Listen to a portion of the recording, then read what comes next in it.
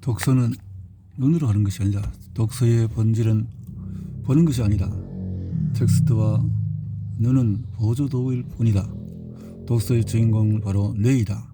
그래서 독서의 본질은 글자의 디코딩, 해독이 아니라 뇌의 싱킹이다. 생각. 독서는 눈으로 하는 지각 과정이 아니라 뇌로 하는 사고 과정이다. 독서는 눈의 기능을 활용한다기보다 뇌의 기능을 활용한다. 속도는 눈의 지각 속도가 아니라 뇌의 생각 속도에 좌우한다. 현재 뇌과학자들은 사물을 보는 것이다. 우리 눈이 아니라 두뇌라고 생각한다. 책을 많이 읽을수록 독서량은 기하급수적으로 향상된다. 독서 강의라고 불리는 사람들은 한눈으로 여러 대목을 살피며 요점만 골라낸다. 에드거 앨런 포.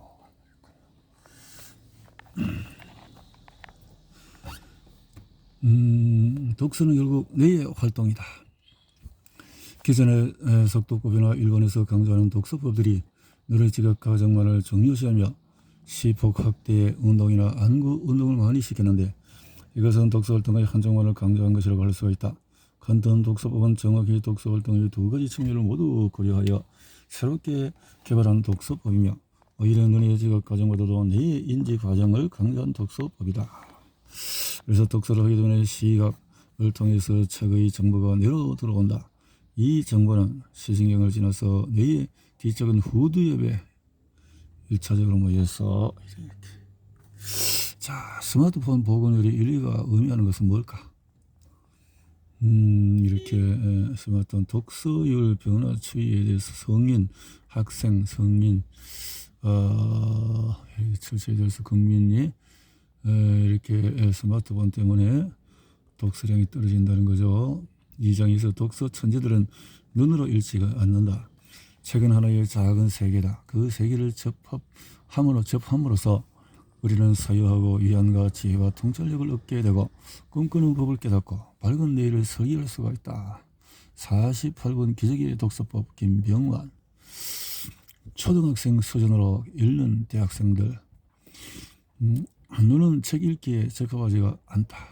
독서 천재들의 독서법은 백수 선생 문집 위학대요 하편을 보면은 허심평기 독서법에 대해서 설명해 놓은 대목이 나온다. 독서는 먼저 마음을 비우고 기운을 평온케 하며 익숙하게 읽고 정밀하게 생각해야 한다. 책을 볼 때는 다만 마음을 비우고 기운을 평온하게 하여 서서히 의리가 있는 것을 살펴야 한다. 마음을 비운다는 것은 책을 손으로 삼아서 읽지 않는다는 뜻이 마음을 그러니까 생각을 내려놓고 독서는 마땅히 조용히 완미해야 한다고 말하는데 이것은 그 스스로를 나태하게 만드는 일이다. 백수 선생. 스스로 나태하게. 이 말은 독서를 할 때 혼신을 다해서 집중해야 하며 그렇게 해서는 안 된다라는 것을 강조한 말이다. 백수 선생은 독서는 장군의 군대를 몰아쳐서 거세게 공격할 듯 해야 한다 말하기도 했다. 맹렬한 기술로 전신과 전력을 다해서 해야 된다고? 우리나라보다도 일본의 독서 천재가 많은 이유는 책 뒤에 숨어있는 내용을 본다. 경험이 많은 사람은 독서를 할 때 두 눈으로 본다. 한 눈으로 책에 쓰인 글을 보고 다른 한쪽으로 책 뒤에 숨겨진 내용을 보는 것이다. 평생 100여 권 이상의 책을 집필했던 천재 게티의 이 말을 간과해서는 안 된다. 독서 고수들은 바로 이렇게 독서를 한다. 독서는 책의 내용만 알게 되는 것으로 끝나서는 안 된다. 한 권의 책이 마중물이 돼서 더 깊고 넓은 세계로 들어가는 문이 되어야 된다. 독서는 창조적인 재구성이다. 인간이 만든 가장 소중하고 경이롭고 값진 발명품은 바로 책이다. 토마스 칼라일. 그러다 책은 인간이 만들지만 인간이 만든 그 책은 다시 인간을 재창조하고 재구성해준다. 그래서 인간은 책을 만들고 책을 만든다는 말이 생기는지도 모른다. 책과 하나가 된다. 자기 자신을 덜 의식하면 할수록 정신의 에너지를 더 집중할 수가 있고 더 몰입할 수 있게 된다는 것이다. 몰입의 최고 단계가 되면 더 이상 자신은 자신이 아니다. 대상과 하나가 되어서 자기 자신을 온데간데 없고 대상만 남게 된다. 정말 대단하다. 더는 내 손가락이나 악보나 건반이 눈이 들어오지 않고 오직 감정만 존재한다. 감정이 손가락을 통해서 나온다.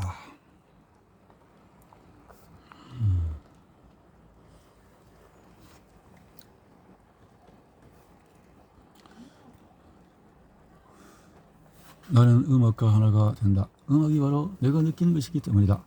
미하이 칙 센터마의 몰입의 재발견. 심지어 몰입 상태에 있는 사람들은 한의에 젖어서 자신이 그 어떤 경지에 이르기도 한다. 피아노 연주자들도 그렇게 느끼기도 한다.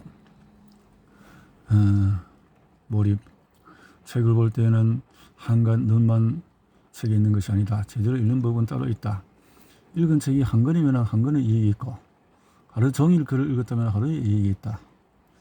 현대 내과학이 밝히는 독서의 원리는 책을 읽을 때는 전두엽이 활성화되지 않는다. 그래야 이해하는 독서 본질이 충실한 부분이 활성화된다. 그러나 인터넷을 볼 때 책을 읽을 때와 달리 전두엽으로 활성화된다는 사실을 발견했다. 전두엽은 의사결정 불필요하게 인터넷을 볼 때 너무 많이 활성화된다. 비효율적인 독서법이 문제이다. 독서법을 약간만 바꿔도 독서를 좀 더 많이 의식과 사고가 형성되면 인생이 달라지는 것은 시간이 문제이다. 그런데 왜 사람들은 독서법을 바꿔보려고 시도조차 하지 않는 것일까? 인간의 본능 때문이다. 인간은 쉽고 편한 것을 좋아한다. 우리의 뇌도 역시 쉽고 편한 것을 좋아한다. 그래서 이 일을 해도 쉽고 편한 일만 계속 하려고 하고 사람을 만나도 쉽고 편한 사람은 계속 만나려고 한다. 음식점에 가도 쉽게 갈 수 있는 곳에 자주 가고 길도 쉽게 갈 수 있는 길로만 간다. 그래서 친구가 생기는 것이고 단골집이 생기는 것이다. 유럽에서 공부법 돌풍을 일으킨 크리스탄 그리닝도 이런 사실에 대해서 자신의 저서를 통해서 이렇게 말한다. 뇌는 직렬 형태로 작동하지 않는다. 생각은 직렬적이고 논리적 과정을 따르지 않는다. 생각은 매초마다 뇌세포에서 일어나는 수백만 번의 화학적인 작용의 결과다. 생각은 연상적인 반응이다. 우리는 이 생각에서 저 생각으로 금세 건너뛴다. 크리스탄 그리닝 공부가 된다. 뇌를 전부 사용해서 읽어라. 뇌를 전부 사용해서 읽어라. 아니요?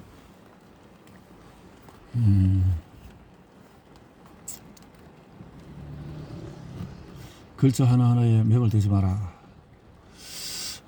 이런 능력은 우리도 있다는 거죠. 누구나 경험해 봤듯이 우리는 아무리 사람이 많이 몰려 있어도 한 사람 한 사람 살피지 않고 친구나 가족의 얼굴을 재빨리 찾아낸다.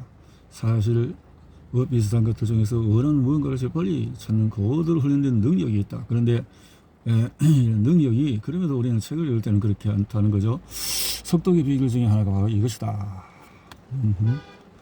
1시간에 한 권 책을 읽기를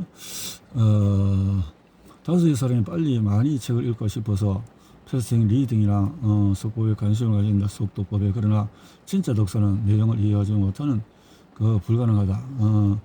독서의 처음에는 책을 통해서 우리의 사고력이 항상 또 의식이 넓어지는 것이기 때문에 사고력을 향상시키고 확장하기 위해서는 먼저 책 속에 있는 다양한 생각과 주장을 이해할 수가 있어야 한다.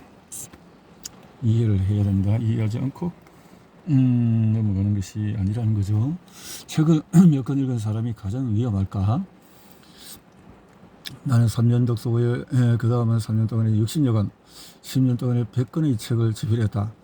많은 이들이 이 사실에 놀란다. 그러나 내가 스스로 생각하는 자랑거리는 집필 분야가 제법 다양했다는 점이다. 내가 인문학, 경제, 경영, 번역은 물론 인물, 평전, 대화법, 부자학, 독서법, 생각법, 차별화 전략, 천재나 선비어 일대기 등의 다양한 분야를 들어왔다. 이렇게 분야를 넘나들면서 책을 쓸 수 있었다는 원동력은 다독에 있다. 다독의 여익은 이루 말할 수가 없다.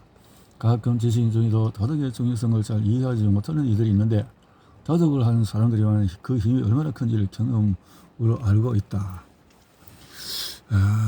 그래서 얼마나 많은 책을 읽었느냐가 얼마나 큰 세상에서 사느냐를 의미한다.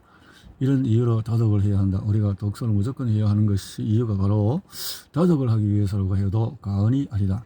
진정한 독서는 생각을 강하게 하고 사고력을 폭넓게 향상시킨다. 그러나 단 한 권의 책만 읽은 사람은 절대로 사고력을 폭넓게 향상시킬 수가 없다. 수많은 강이 모여야 바다가 되듯이 다양한 책의 의견과 생각이 모여야 바다처럼 넓은 의식을 기를 수가 있고 수준 높은 폭넓은 사고력을 만들 수가 있다. 다독. 책의 노예가 될 것인가? 책의 주인이 될 것인가?